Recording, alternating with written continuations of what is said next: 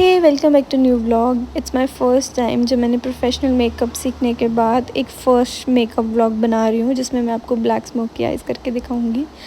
तो स्टार्ट करते हैं हम आइज़ से। और आइज़ में सबसे पहले हम लगाएंगे कंसीलर, जो कि मैं यूज़ कर रही हूँ बॉर्न दिस वे, जो कि टू फेस्ड का है।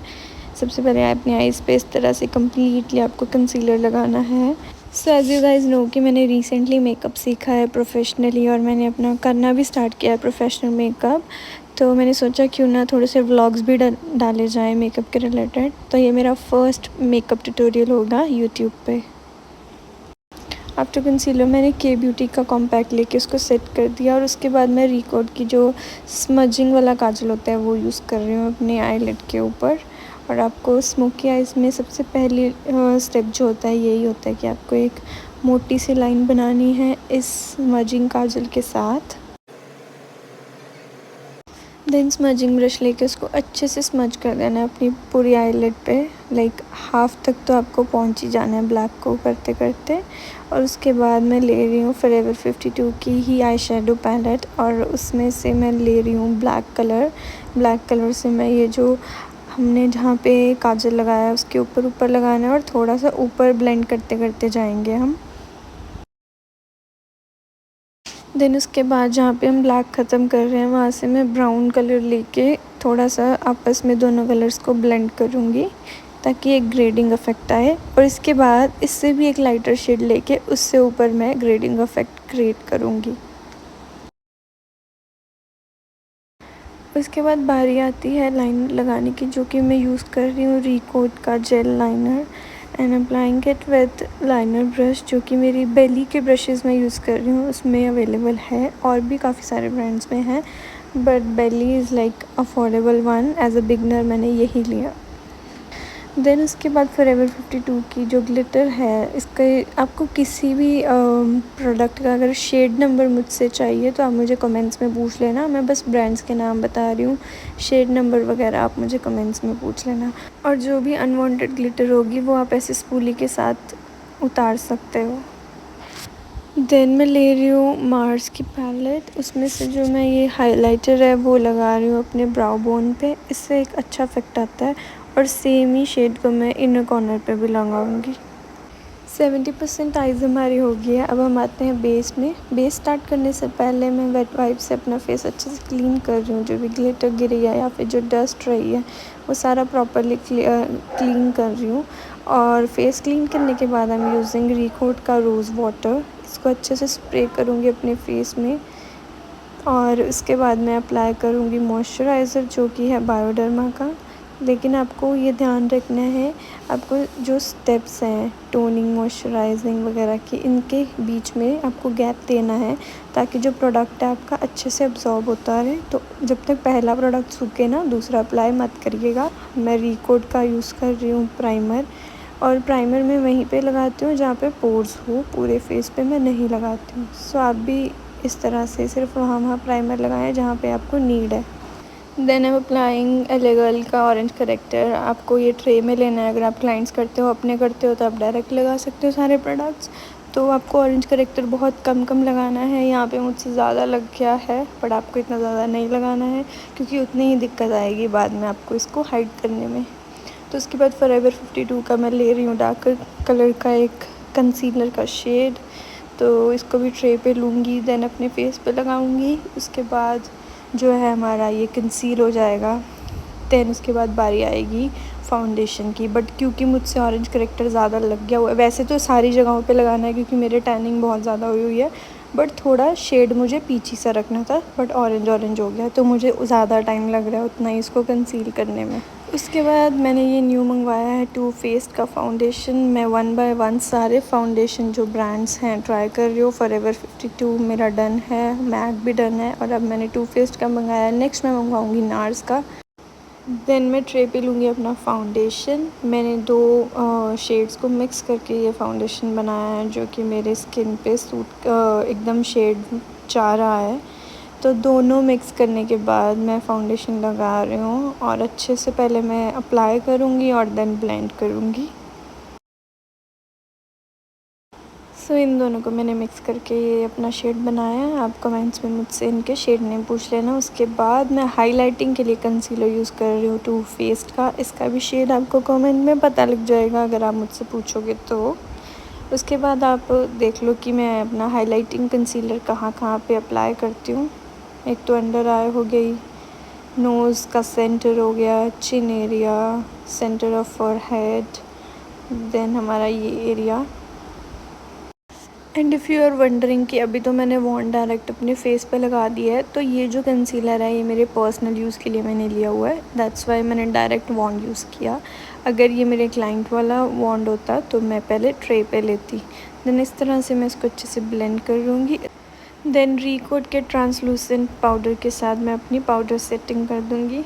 तो पाउडर सेटिंग करने से पहले हम अच्छे से जो है, यार उसको क्या बोलते थे मैं भूल ही गई। हाय, स्पॉन्ज को क्या बोलते थे जिसको हम, ब्लेंडर, हाँ, ब्यूटी ब्लेंडर के साथ पहले अच्छे से हम सारी क्रीजेस हटा देंगे और उसके बाद पाउडर सेटिंग करेंगे।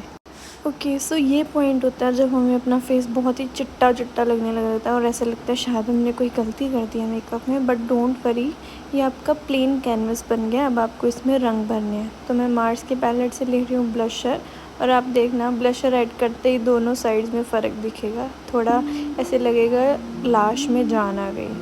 तो ऐसे ऐसे जैसे जैसे हम कलर फिल करेंगे, लिप कलर लगाएंगे, ये वगैरह वगैरह करेंगे, उससे हमारी जो फेस की रौनक है वापस आएगी। तो डरना नहीं है, हमने यहाँ पे कोई गलती नहीं की है। सेम पैलेट से ही मैं हाइलाइटर भी लगा रही हूँ। तो I find Recode and Mars के प्रोडक्ट्स वेरी अफोर्डेबल एंड अच्छे। तो ये कोई ऐसे नहीं है। फॉरएवर 52 और मेबलिन, इन सब के भी बहुत अच्छे, ये सारे अफोर्डेबल हैं और अच्छे हैं। देन मैं करूँगी अपनी अंडर आई, और मेरे मुताबिक जो मेरा मानना है, जो आपकी अंडर आई है वो आपकी लुक में या तो जान डाल सकती है या तो काम बिगाड़ सकती है। क्योंकि आप जब भी मेकअप करते हो तो आपकी आंखें खुली रहती हैं। हमेशा आप आंखें बंद करके किसी से बात नहीं करोगे ना, तो जो भी आपको सामने से देखेगा खुली आंखों में देखेगा। तो अगर आपकी अंडर आई बहुत अच्छी हुई है तो आपकी आंखों में ना जान आ जाएगी। तो अंडर आई के लिए मैंने सबसे पहले रिकोड का वही स्मजिंग वाला काजल लगाया जो ऊपर लगाया था। देन उसको स्मज कर दिया अच्छे से।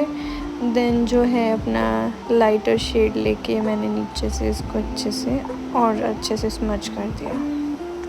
देन मैं अपना लाइट कलर वाला ब्रश उठाकर जो है सारे कॉर्नर्स को ब्लेंड कर रही हूँ अच्छे से, क्योंकि हमने इसके बाद फाउंडेशन वगैरह लगाया है। तो लास्ट में ये टचअप करने से आपकी आई की जो लुक है वापस से सही हो जाती है। और एक थोड़ी सी डेंसिटी देने के लिए मैंने इस साइड पे ब्लैक और ऐड किया है। उसके बाद मार्स के ये आईब्रो पैलेट मैं यूज़ कर रही हूँ, और इस पूली से पहले मैंने क्लीन किया इसको अच्छे से और शेप सेट करी है। देन इसको फिल कर दिया सेम पैलेट का एक शेड लेके।